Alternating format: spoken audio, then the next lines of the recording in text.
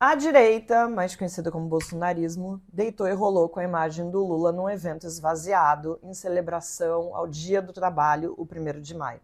De fato, gente, a estimativa é de que não passaram de 2.000 as pessoas que estiveram lá no Itaquerão, o estádio do Corinthians. Foi um fiasco, ainda mais por um político com o tamanho do Lula. O presidente não ficou nada satisfeito, disse que o ato foi mal convocado e cobrou publicamente o secretário-geral da presidência, o Márcio Macedo. Eu também teria ficado bem insatisfeita. Mas não é exatamente uma novidade o fato de que a esquerda perdeu a capacidade de mobilizar as ruas. Isso não é de hoje. É bom lembrar os desavisados que a esquerda é a situação. E não tem exatamente uma razão para pegar uma bandeira, sair por aí protestando. Quem está com a bola é a direita, que não tem motivo para achar que está com alguma vantagem. Eu não estou dizendo que o Lula não tem motivo para se aborrecer e para se preocupar, mas eu acho que vale a pena a gente falar sobre o que de fato leva tanta gente para as ruas. Eu sou Marilis Pereira Jorge, comentarista e colunista do Meio. Se você está chegando por aqui agora, seja bem-vindo. Aproveita, se inscreve aí no canal, aperte o sininho para receber as notificações e ser avisado sobre todo o conteúdo que a equipe do Meio produz todos os dias. E você que já é meu parceiro, minha parceira, obrigado por essa companhia. Vamos embora para o papo de hoje?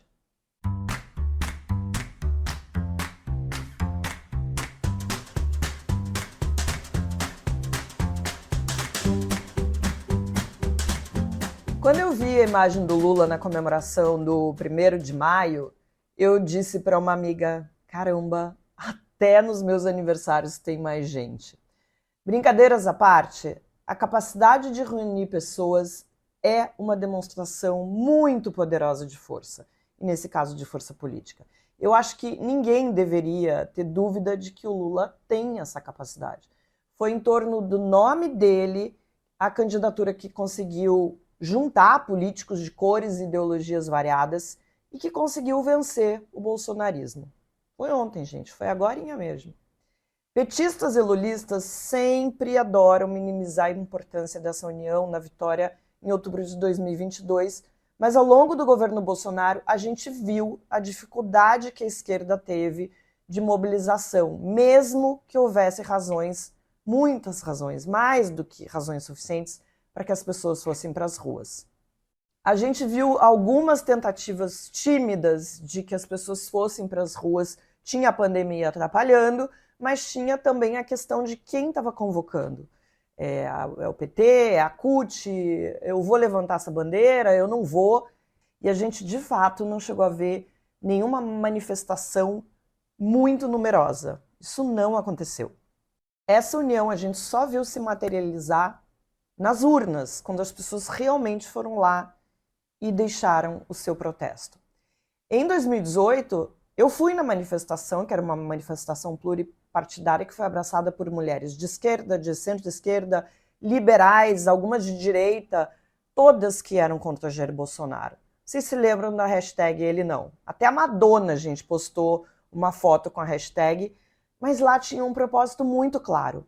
Era uma manifestação em oposição, para demonstrar descontentamento, para mostrar que havia um grupo coeso, apesar de ser um grupo muito plural, em torno de uma pauta. Por isso, tantas mulheres foram às ruas. A gente viu isso acontecer. Mulheres com ideologias diferentes, mas que identificavam em Jair Bolsonaro uma ameaça. Uma ameaça às pautas feministas, às pautas femininas, todas as pautas que envolviam a vida das mulheres. Historicamente, é isso que une as pessoas num movimento: oposição. O que leva a gente às ruas é crise econômica, repressão do governo, violência policial, discriminação, corrupção e até mesmo o aumento de 20 centavos numa passagem de ônibus. 2013 foi ontem, pessoal. A gente tem muitos exemplos na história no mundo todo. A Marcha sobre Washington, que aconteceu em 1963, foi uma manifestação pacífica, mas crucial para o avanço dos direitos civis nos Estados Unidos. Foi nesse evento que o Martin Luther King Jr. proferiu aquele famoso discurso I have a dream. Teve a Revolução Francesa no século XVI, uma série de protestos contra as condições econômicas, a desigualdade social, que levou ao fim da monarquia e a mudanças radicais na estrutura social e política da França. O que mais? Por exemplo, a pressão popular e os protestos na Alemanha Oriental foram fundamentais para o colapso do Muro de Berlim e a subsequente reunificação alemã. A gente acabou de ver os 50 anos da Revolução dos Cravos, que aconteceu em Portugal, que foi um movimento militar e civil que derrubou a ditadura em Portugal e restaurou a democracia com uma transição notavelmente pacífica.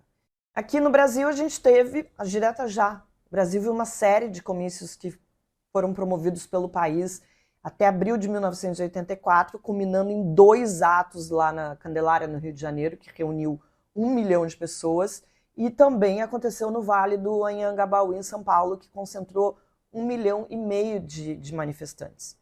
Embora o resultado não tenha sido positivo, o Congresso não aprovou as eleições diretas, foi um movimento que mostrou que os brasileiros não aceitavam mais um governo militar.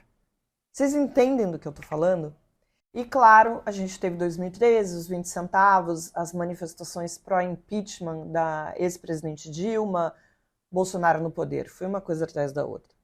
E o bolsonarismo se gaba de levar a gente às ruas. Mas não é para exaltação. Estão lá, as pautas de protesto. É por isso que a gente vê tanta gente nas ruas. A direita continua organizada porque vai às ruas antagonizar o governo atual. Tem protesto contra o STF, contra o que eles chamam de ditadura do judiciário, contra o governo comunista do PT, pedindo intervenção do exército, a volta dos militares. É por isso que o Bolsonaro consegue levar tanta gente às ruas. Porque essas pessoas acreditam mesmo, de verdade, que estão lá lutando por uma agenda legítima, que estão lutando por suas vidas, por liberdade. Eu sei, é patético. Essas pessoas podem, obviamente, claro, se manifestar contra o STF ou, enfim, em favor de, enfim, questões que achem importantes. Mas a gente sabe que o teor, o fundo de tudo aquilo ali que a gente vê nas ruas é golpista. E sim, é patético, mas eles acreditam nessas coisas. Agora, mesmo entre os apoiadores do bolsonarismo, o número de manifestantes nas ruas caiu muito. O Bolsonaro tem levado menos gente do que levava na época da pandemia ou quando começou a ameaçar os ministros do STF. Porque, mesmo entre esses eleitores, o clima no país, gente, é de normalidade. E normalidade não faz muita gente trocar um feriado na praia, no parque ou no bar com os amigos para exaltar político. O Lula minimizou o fiasco do 1º de maio lá no Itaquerão, disse o seguinte, deixa eu ler aqui. Nós não fizemos o esforço necessário para levar a quantidade de gente que era preciso levar. Mas, de qualquer forma, eu estou acostumado a falar para 1.000, com 1 milhão de pessoas, mas também, se for necessário, eu falo apenas com a senhora maravilhosa que está aqui na minha frente para conversar com a gente. A gente viu os opositores aproveitarem essa fala do Lula para dizer que não tinha mortadela suficiente, que não pagaram os apoiadores e por isso que não tinha gente. Olha só, isso é uma tremenda bobagem. Não precisa de muito esforço só de interpretação de texto para entender que o Lula falava da organização dos sindicatos para que o evento fosse maior. Não foi gente por razões simples. Os sindicatos não se organizaram, não se mobilizaram, faziam um dia de sol tremendo, a esquerda de fato está desmobilizada, faz muito tempo que perdeu a força de levar a gente para as ruas. O jogador Casagrande, por exemplo, que apoiou a eleição de Lula, foi um grande opositor do Bolsonaro, disse que não aceitou o convite porque a eleição passou. Ele falou o seguinte, para mim não faz sentido, é um lugar político hoje em dia. O que eu tinha para fazer politicamente foi durante as eleições. Eu apoiei o Lula, fui a todos os palanques, fiz discurso, deixei claro que ia votar no Lula, todo mundo sabia o lado que eu estava. Acabou a eleição, o Lula ganhou, não faz sentido, não sou político. Muita gente pensa da mesma forma e estão certos, Políticos não deveriam ter fã-clube como sabemos que tem.